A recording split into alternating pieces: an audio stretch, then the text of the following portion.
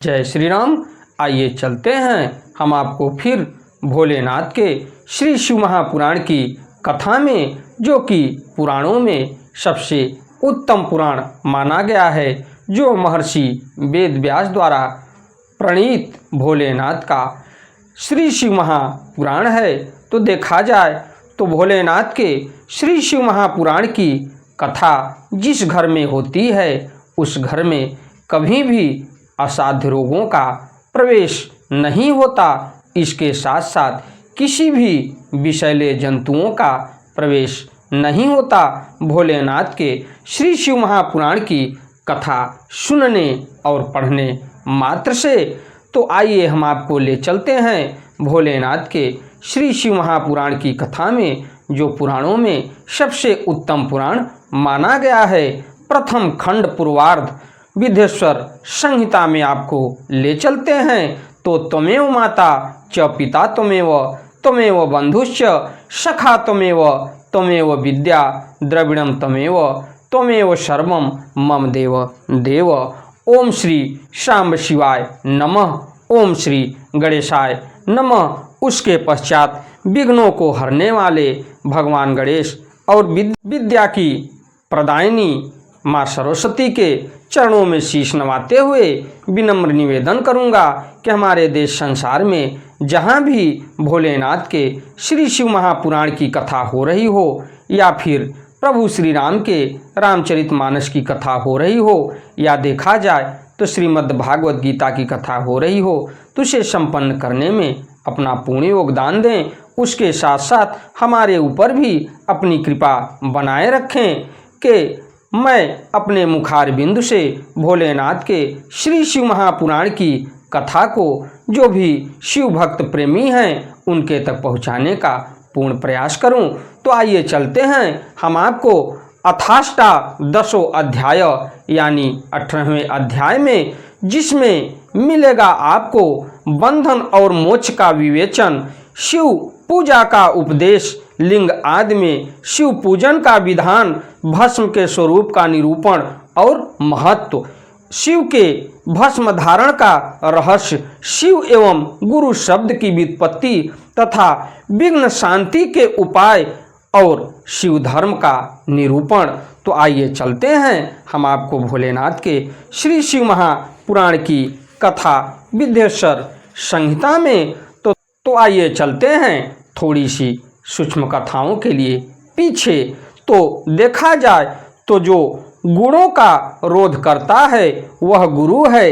यह गुरु शब्द का विग्रह कहा गया है।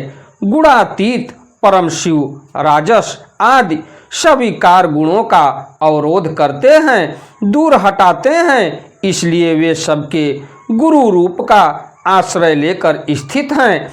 गुरु विश्वासी शिष्यों के तीनों गुणों को पहले दूर करके उन्हें शिव तत्व का बोध कराते हैं, इसलिए गुरु कहलाते हैं। तो आइए हम आपको संस्कृत श्लोक और उसका उच्चारण हिंदी में आप तक पहुंचाने का पूर्ण प्रयास करूंगा। तो आइए चलते हैं भोलेनाथ के 18वें अध्याय में विद्येश्वर संहिता में। तस्माद गुरु शरीरम तु गुरुलिंगम भवेद बुध, गुरुलिंगस्य पूजा तो गुरु शुश्रूषणं भवेत्। श्रुतं करोति शुश्रूषा कायेन मनसा गिरा, उक्तं यद गुरुणा पूर्वं शक्यं वा शक्यमेव वा करोत्येव हि पूतात्मा प्राणैरपि धनैरपि। तस्मादय शासने योग्यः शिष्य इत्यभिधीयते। शरीराधर्तकं सर्वं गुरुर्दत्त्वा सुशिष्यकः अग्रपाकं निवेघ्राग्रे भुञ्जी याद गुरुवर्नुग्रया। शिष्यः पुत्र इति प्रोक्तः सदा शिष्यत्व योगतः। जिह्वा लिंगानं मंत्रशुक्रं कर्णयोनौ निश्चय वै। जातः पुत्रो मंत्रपुत्रः पितरं पूजयेद गुरुं निमज्य यति पुत्रं वै। संसारे जनकः पिता संतार यति संसाराद गुरुवैर बोधकः पिता। उभयोरन्तरं ज्ञात्वा पितरं गुरु मर्चयेत् अंग शुश्रूषया चापि ध्यानैधय स्वार्जी तैर्य गुरुं पादादिकेश पर्यन्तं लिंगान्यंगानि यद्गुरोः धन्य रूपय पादकाधयः पादसंग ग्रहणादिभिः स्नानभिषेक नैवेद्य भोजनश्च प्रपूजयेत्। गुरु पूजैव पूजा शिव वश्य परमात्मनः गुरु सेवा तु यत् सर्वमात्म शुद्धि करी भवेत्। गुरोः शेषः शिवोच्छिष्टं जलमन्नादि निर्मितं शिष्याणां शिवभक्तानां ग्राहं भोज्यं भवेद् द्विजा। गुरुवनुज्ञा विरहितं चोरवत्स कलम भवेत्। गुरुरपि विशेषज्ञं यत्नाद गृहीत वै गुरुम् आज्ञान मोचनम सांध्य विशेषज्ञो ही मोचकः। अगर देखा जाए तो अतः बुद्धिमान शिष्य को उन गुरु के शरीर को गुरुलिंग समझना चाहिए। गुरु जी की सेवा शुश्रूषा ही गुरुलिंग की पूजा होती है। शरीर मन और वाणी से की गई गुरु सेवा से शास्त्र ज्ञान प्राप्त होता है। अपनी शक्ति से शाक्य अथवा अशक्य जिस बात का भी आदेश गुरु ने दिया हो उसका पालन प्राण और धन लगाकर पवित्रात्मा शिष्य करता है। इसीलिए इस प्रकार अनुशासित रहने वाले को शिष्य कहा जाता है। सुशील शिष्य को शरीर धारण के सभी साधन गुरु को अर्पित करके तथा अन्न का पहला पाक उन्हें समर्पित करके उनकी आज्ञा लेकर भोजन करना चाहिए। यानी अगर आप गुरु के लिए कोई पकवान बना रहे हैं तो सर्वप्रथम पकवान गुरु को समर्पित करें और उसके बाद गुरु का आदेश लेके ही आप भोजन आदि पकवान का रसास्वादन करें। उसके पश्चात देखा जाए तो आज्ञा लेकर ही अन्न का पहला पाक उन्हें समर्पित करके उनकी आज्ञा लेकर भोजन करना चाहिए। ये शिष्य के लिए है। शिष्य को निरंतर गुरु के सानिध्य के कारण पुत्र कहा जाता है। जिह्वा रूप लिंग से मंत्र रूपी शुक्र का कान रूपी योनि में आधान करके जो पुत्र उत्पन्न होता है उसे मंत्र पुत्र कहते हैं। उसे अपने पिता स्वरूप गुरु की सेवा करनी ही चाहिए। शरीर को उत्पन्न करने वाला पिता तो संसार प्रपंच में पुत्र को डुबोता है। ज्ञान देने वाला गुरु रूप पिता संसार सागर से पार कर देता है। इन दोनों पिताओं के अंतर को जानकर गुरु रूप पिता की अपने कमाए धन से तथा अपने शरीर से विशेष सेवा पूजा करनी चाहिए। पैर से केश पर्यंत जो गुरु के शरीर के अंग हैं उनकी भिन्न भिन्न प्रकार से यथा स्वयं अर्जित धन के द्वारा उपयोग की सामग्री प्राप्त कराकर अपने हाथों से पैर दबाकर स्नान अभिषेक आदि कराकर तथा नैवेद्य भोजनादि देकर पूजा करनी चाहिए। गुरु की पूजा ही परमात्मा शिव की पूजा है। यानी अगर आप गुरु की पूजा करते हैं तो ये मानिए कि आप भोलेनाथ की ही पूजा कर रहे हैं, जिसमें गुरु पूजा ही परमात्मा शिव की पूजा है। ये भोलेनाथ के श्री शिव महापुराण के 18वें अध्याय में मिलता है। गुरु के उपयोग से बचा हुआ सारा पदार्थ आत्मशुद्धि करने वाला होता है। हे द्विजो, गुरु का शेष जल तथा अन्न आदि से बना हुआ शिवोच्छिष्ट शिव भक्तों और शिष्यों के लिए ग्राह तथा भोज्य है।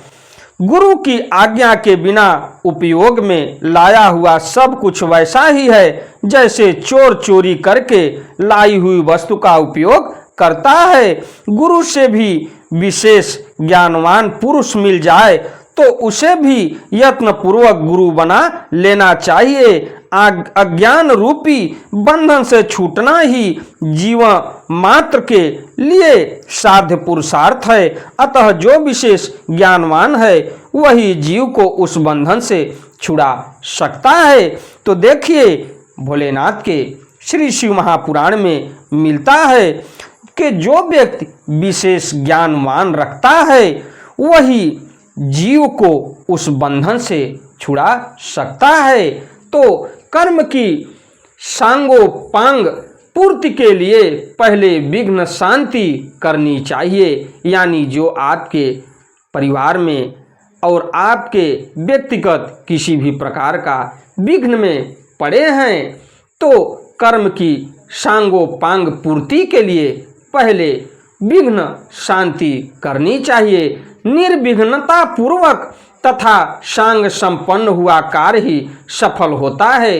इसलिए सभी कर्मों के प्रारंभ में बुद्धिमान व्यक्ति को विघ्न विनाशक गणपति का पूजन करना चाहिए। यानी कोई भी आप कार्य कर रहे हैं तो देखिए भोलेनाथ के श्री शिव महापुराण में कितनी उत्तम बातें हमको मिली कि सर्वप्रथम आप जो है कि विघ्न को हरने वाले भगवान गणेश की पूजा प्रारंभ करें। ये बुद्धिमान व्यक्ति का या बुद्धिमान आचार्य का कर्तव्य है कि जब तक आप विघ्न विनाशक गणपति का पूजन नहीं करते तब तक आपका कोई भी कार्य सिद्ध नहीं होता। तो इसीलिए विघ्न विनाशक गणपति का पूजन करना चाहिए। सभी बाधाओं को दूर करने के लिए विद्वान व्यक्ति को सभी देवताओं की पूजा करनी चाहिए। तो इसी के साथ मैं अपनी वाणी को विराम देते हुए अगली कथा में मैं आपसे फिर मिलता हूँ। हमारी कथा हमारी वीडियो आपको अच्छी लगे तो वीडियो को लाइक करिए, शेयर करिए, चैनल को सब्सक्राइब करिए और बेल आइकन दबाना न भूलिए। जाने अनजाने में कोई भूल चूक हुई हो तो भोलेनाथ के श्री चरणों में शीश नवाते हुए विनम्र निवेदन करूंगा कि हमारे ऊपर अपनी कृपा बनाए रखें और भोलेनाथ के श्री शिव महापुराण की कथा को जो भी शिव भक्त प्रेमी हैं उनके तक पहुंचाने का पूर्ण प्रयास करूं। तो अंधविश्वास से आप दूर रहिए। जो भी होगा वो भोलेनाथ पर छोड़ दीजिए।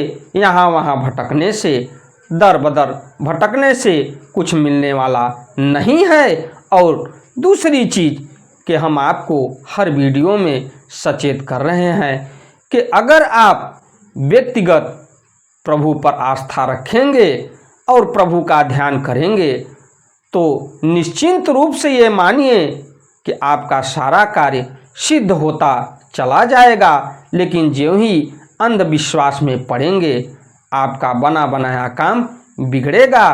तो हमारी वीडियो को देखते रहिए और लाइक करिए, शेयर करिए और भोलेनाथ के श्री शिव महापुराण की कथा का चिंतन करिए। अगली कथा में मैं आपसे फिर मिलता हूँ। धन्यवाद।